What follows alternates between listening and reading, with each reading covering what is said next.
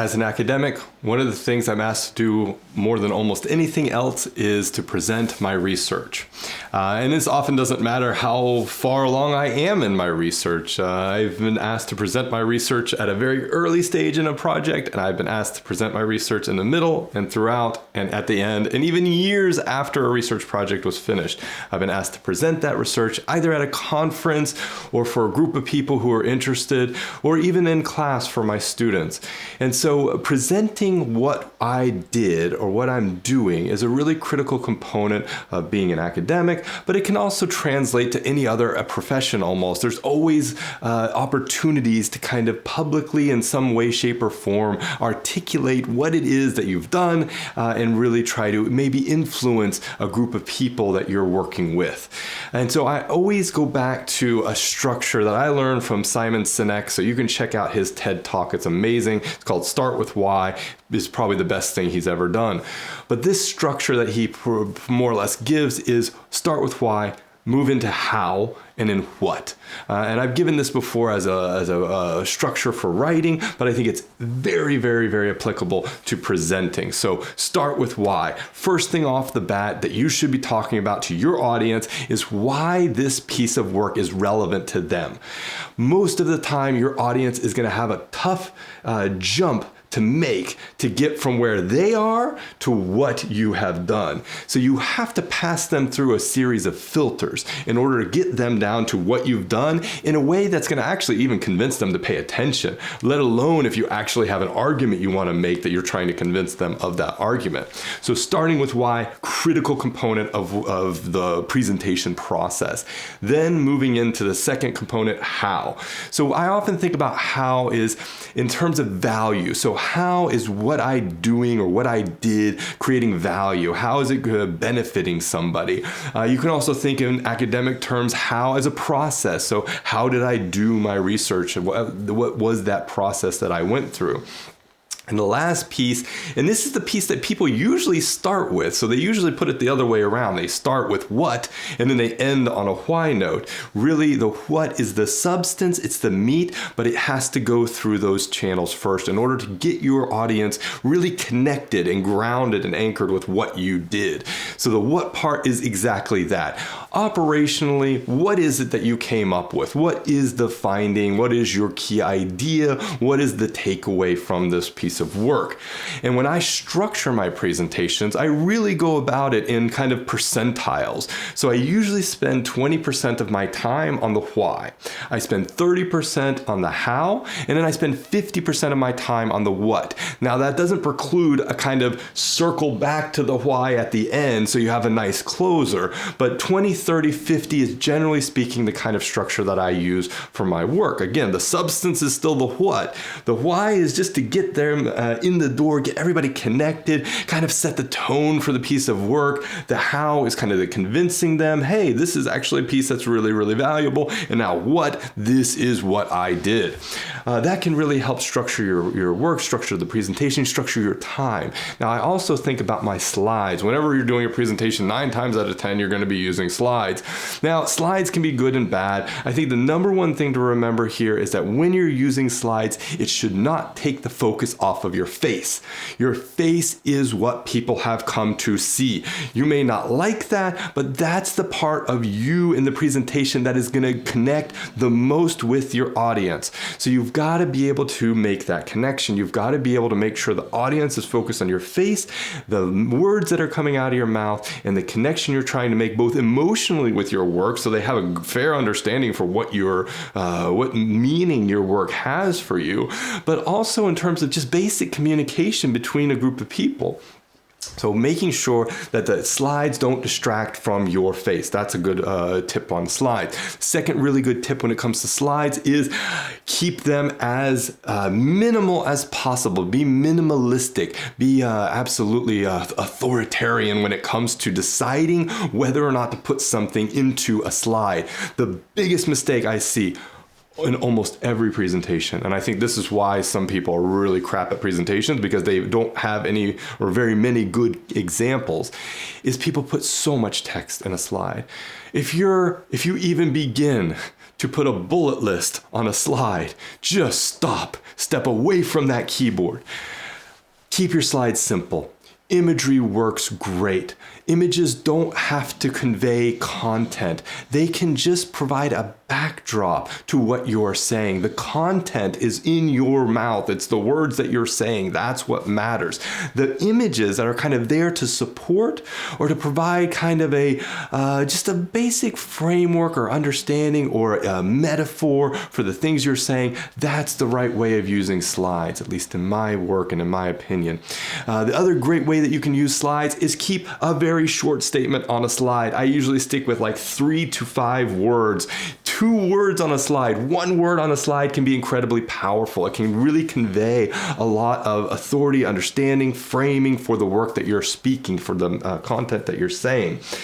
So for slides, stick to a picture that shows some meaning behind what you're saying. Make sure the audience is focused on what you're saying.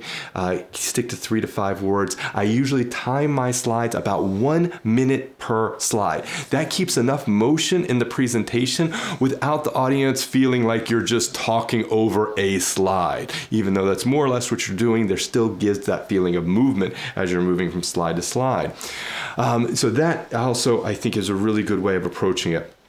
Whenever I start my why, more often than not, I try to embed some sort of human story in it. Human stories are really attractive to people. It really connects people with an experience of an individual. Even if it's a made-up story, it can really help connect and ground and anchor and really make your audience feel something at the beginning of that presentation. And it's a narrative that you can then come back to throughout your presentation, especially if the work you're doing is very abstract or very high level or very not anchored so much in actual reality.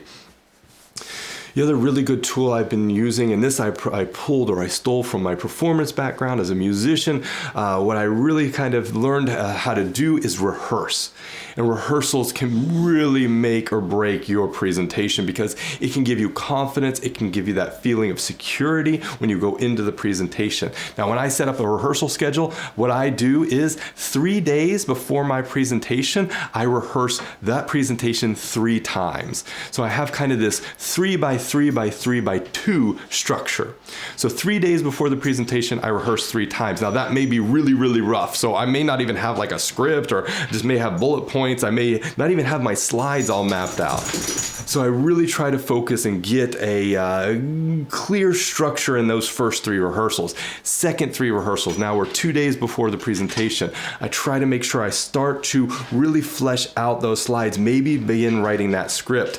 And then 1 day before the presentation, 3 more rehearsals. This is fine tuning. This is really working with my words, making sure that when I'm presenting it, when I'm rehearsing it, I'm presenting it out loud so that I can actually get a feel for the words, I can get a feel for the momentum of everything, and I can really take and try to start paring down some of my statements to be even more clear and more easily understood. Now, the day of the presentation, twice. Rehearse it 2 times, and then the 3rd time that day will be your actual performance. So what you end up with is 3, 3, 3, 3, but that 3rd time on your day of your performance is actually when you're presenting that research or presenting your work.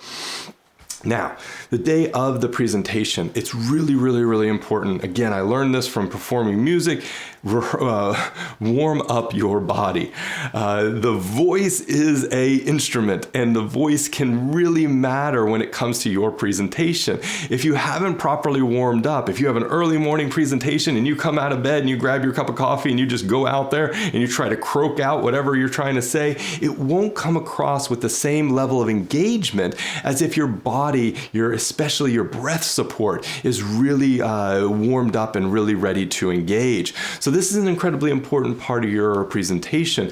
Take time the morning of, the afternoon of, an hour, 2 hours, 3 hours, 5 hours before your presentation. Just go for a walk, a really vigorous walk. Maybe go for a run. If you're a runner, really get out there and get some physical exercise. But really, if you're looking at your core, what you need to warm up is your core. And that'll help you go into that that presentation with some feeling of bodily confidence.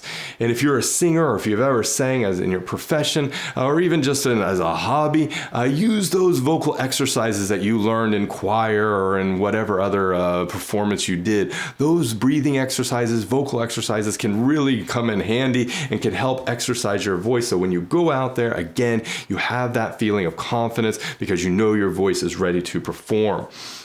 Now, this also goes for your face and your facial muscles. I think this is another thing that gets overlooked. Every muscle in your face is an opportunity to communicate something about what you've done. And if you haven't warmed up all those little tiny facial muscles, your face won't be able to emote, won't be able to express what you're doing nearly as good as if you were coming at it with a warmed up face muscles, I guess you could say.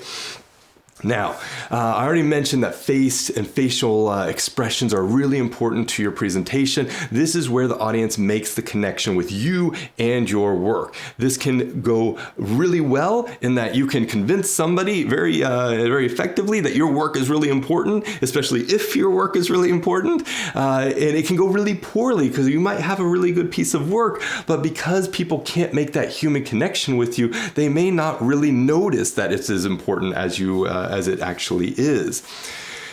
In the performance, always try to vary the tempo with which you speak, the volume that you speak at, and the tone of voice that you're using. So the tempo is how fast and how slow you go. So in my work here, I sometimes talk really, really, really fast, and I make a point and I try to get to that point really quickly.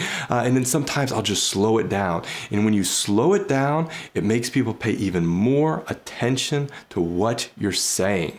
And you may have even found that right now in that statement that suddenly your ears pricked up and you're like, oh, what is he saying? Because I slowed down. That's tempo. Now the tone of your voice, so you can talk really, really high and you can talk really, really low. Just make sure there's some sort of evenness to the tone, but that you're also mixing it up a little bit. You don't want to come across as sing-songy necessarily, but you want to be able to express different tones in your voice. And then volume, I think, is one of those areas, one of those ways in which you can really get people's interest going. So now I think most people imagine that in order to capture somebody's attention, you have to talk really, really loud at them. But in reality, if you really want to capture somebody's attention, you start talking very quietly. That can really capture their ears. They can really kind of make them hone in to try to listen to what you're saying. And it's really a wonderful way of kind of bringing that audience into to what you are saying. And it doesn't mean that you talk quieter and that somehow you lose your ability to kind of articulate each letter in the word. Articulation is still a really, really important part, especially if you're speaking quieter. But if you can talk really quietly, but still spell out every letter in that word, then people will really start to lean in and try to pay attention and see what it is that you're saying that must be so important. Gestures are another big one, and I am half Greek, so gesturing was kind of part of my upbringing and my culture and the way I kind of identify. Gestures should always carry some sort of intent. So whenever I'm teaching my students to present, I always talk to them about how we can make our gestures have meaning. So it's not just a matter of kind of flailing around and kind of mindlessly moving your arms or walking around the stage. It's really about taking and finding a point that you want to make and using your body to emphasize that point. So one way of doing it is just counting things off. So you might say, my research showed 3 major themes. 1, and you hold up your finger to make that point. 2, you hold up 2 fingers to make that point. And 3, you hold up 3 fingers to make that point. That can really come across to the audience as something that really kind of draws them in, that again kind of connects them with what you are presenting. And that can be really, really important. But it's not just something you do haphazardly or unintentionally. Make your gestures intentional. Even moving around the stage, I often plan where I'm going to go and when I'm going to go there. Kind of block it as if you were on a stage performing a play or an opera or anything else. You really want to have an idea. This is the time of the presentation presentation that I'm going to transition to a new idea. And when I do that, I'm going to move across the stage to a different place. Now, you don't want to do it robotically. You want it to feel organic for your audience. So rehearsing it's always a good idea, but making sure you have some point to your movement can really help connect the audience and further emphasize what you're trying to tell them. Now, let's sum this all up in a couple of main takeaways. Use a structure when you're presenting. I like why, how, what. I usually go 20, 30, 50 with 20% of the time spent on why, 30% on how, 50% on what. Make sure you're using good practices when it comes to your slides. If you don't know what good practices are when it comes to creating presentation slides, just Google good practices presentation slides. I'm sure you'll find a lot of great material. Really sift through it and try to find something that'll work for you that kind of resonates with what you think is important. And then third, learn little tricks for performance. Go and find a guide for actors. Go and find a guide for musicians so you can learn a little bit of the tools of the trade when it comes to being up in front of people. I think if you can do these three things on your next presentation, you're going to suddenly find that rather than everybody sitting there on their phones checking their emails or checking whatever else, they're actually going to be tuned into what you're saying. And then the meaning behind what you're saying can have that much more impact. You'll have that much more connection with your audience, and you'll have more people interested in your work.